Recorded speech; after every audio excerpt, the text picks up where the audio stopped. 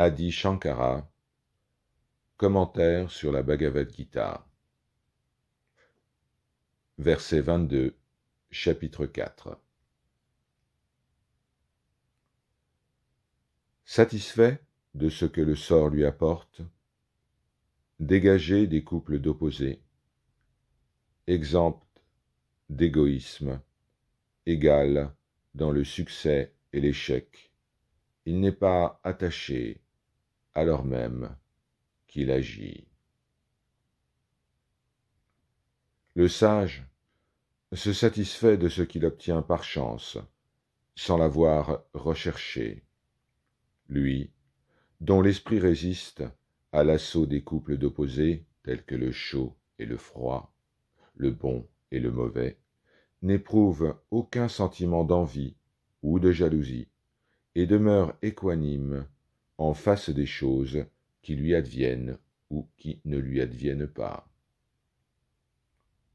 Un tel sage n'éprouve pas de plaisir particulier en recevant nourriture et autres choses nécessaires à l'entretien de son corps.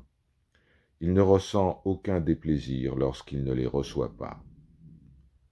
Constant dans sa connaissance de la vraie nature du soi, il accomplit toutes ses actions corporelles et matérielles en pensant « Je ne fais absolument rien ». Ce sont les attributs qui réagissent sur les attributs. Réalisant ainsi le caractère de non-agent du soi, il n'accomplit, à proprement parler, aucune action, pas même celle de mendier.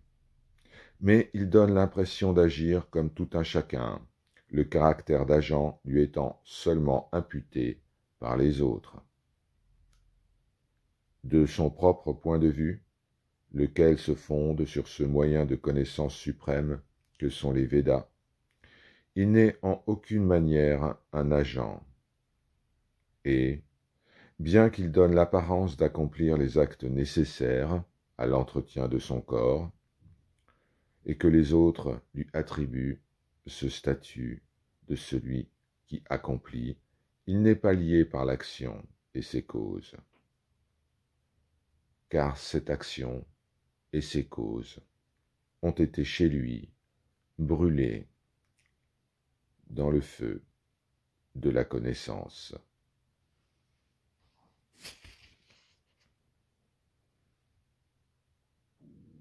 Par leur grâce, Om Shanti, Shanti, Shanti.